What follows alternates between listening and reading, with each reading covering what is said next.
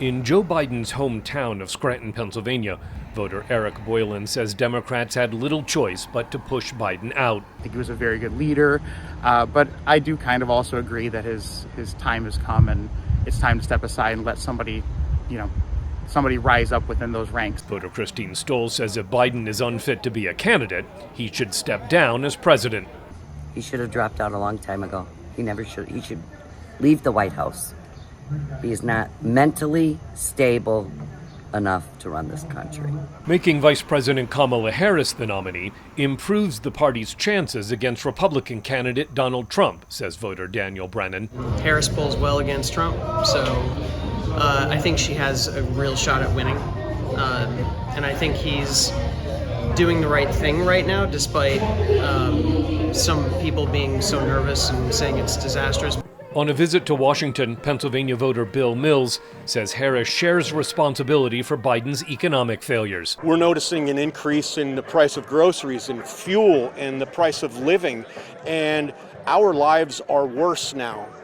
And Vice President Harris is riding on those coattails. So it's going to be very hard to shake that opinion when we have all witnessed an economic downturn in all of our lives. In Michigan, voter Jason Potts says the switch gives the Democratic Party a chance to connect with younger voters. I always thought we're just Biden time until someone a little more tenacious comes along. And we'll see if that's Kamala. She's got more fire, definitely.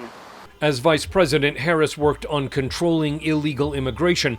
Florida voter Christopher Rangill says her failure at the border makes her unqualified to be president. Kamala's garbage. She's worse than Joe. Or they on the same page. They about the same. But I don't think anybody's going to vote for Kamala.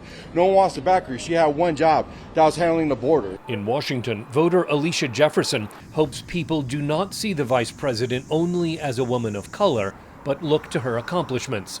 And I hope they can look past anything else and look at that. But the world we live in, that some people will and some won't. And I hope it's not enough people that stand away or use that as an obstacle for her to get in office. New Yorker Andrew Varshavsky says it will be tough for anyone to beat Trump. Even if Biden were to stay in the race, or whoever we have right now as a Democrat, that it's Trump's race to lose. So I'm a Democrat, I think it's going to be hard for us to win this race, no matter what happens now. Harris appears to have enough commitments from party delegates to be the nominee, but it will take next month's Democratic National Convention in Chicago to make her the party's official candidate to challenge Trump. Scott Stearns, VOA News.